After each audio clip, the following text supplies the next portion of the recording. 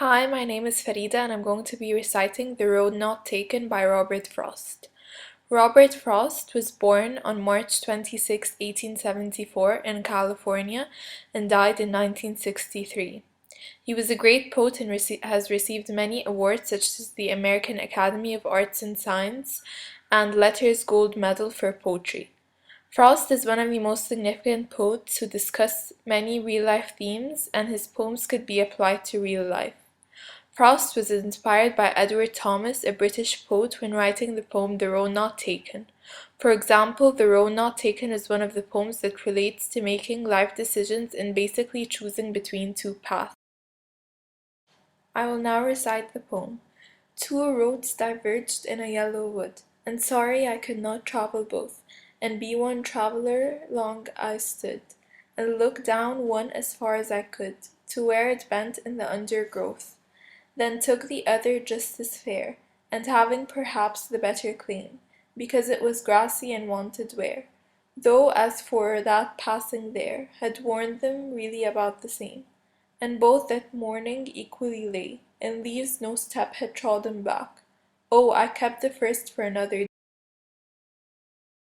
Yet knowing how way leads on to way, I doubted if I should ever come back. I shall be telling this with a sigh, somewhere ages and ages hence. Two roads diverged into a wood, and I took the one last travelled by, and that has made all the difference. The title of the poem highlights that Frost chose to make his way by choosing to take the road that not everyone has taken. This could be understood in different ways. However, this can mean that he didn't follow the lead in life. Instead, he chose to take the hard way out of it, or more importantly, the unclear and adventurous way out. The rhyme scheme of this poem is A, B, A, A, B, and the format of the poem has 4 stanzas, and each stanza has 5 lines. In the first stanza, wood, stood, and could rhyme, while both and undergrowth rhyme. In the second stanza, fair, where, and there rhyme, while claim and same rhyme. In the third stanza, lay, day, and way rhyme, while black and back rhyme. In the last stanza, sigh, I, and by rhyme, while hence and difference rhyme. I will now discuss the literary devices and tone.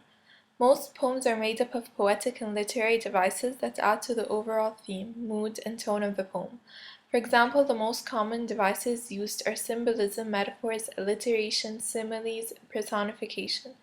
In the poem The Road Not Taken, there are some literary devices that help set the setting of the poem as well as the theme. One of the most significant literary devices in the poem is symbolism.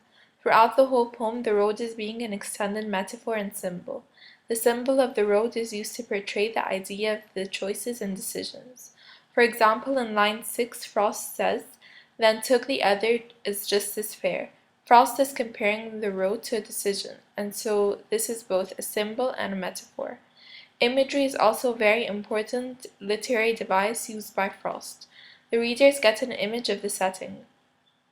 Two roads diverged in a yellow wood. This line gives us an image of what the place looks like and the time. This is probably during fall, because autumn is when the leaves turn yellow. The setting also takes place in a wood.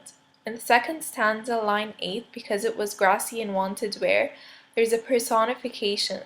The road cannot want something, and it's given a human-like characteristic.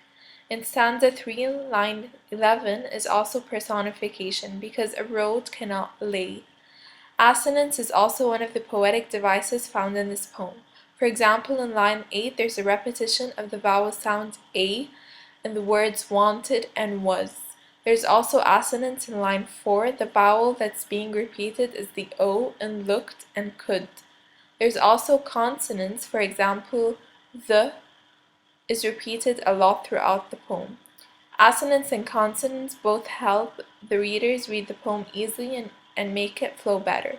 There's also a connotation to the word road in the poem because the meaning we get from the poem is choice, and the denotation of the word is the way leading from one place to another. Another device in the poem is hyperbole. In line 17, stanza 4, ages and ages is an exaggeration.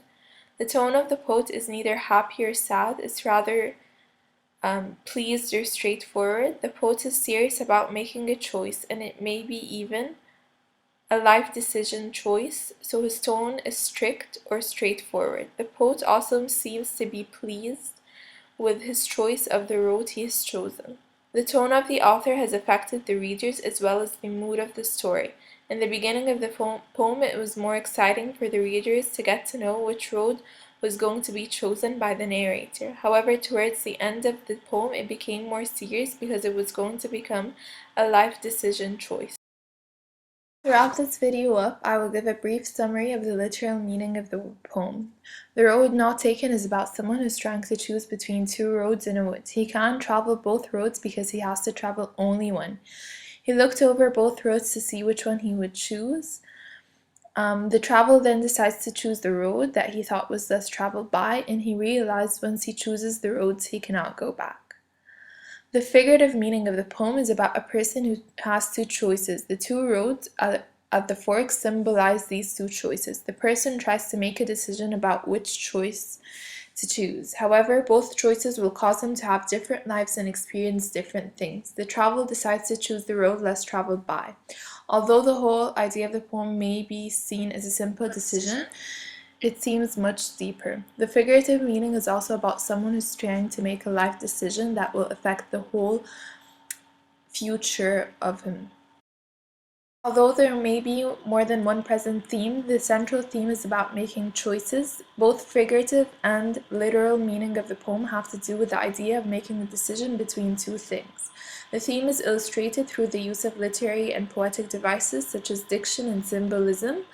As I read the poem, I get an image of the whole situation, which made me figure out that the theme is about making choices and decisions.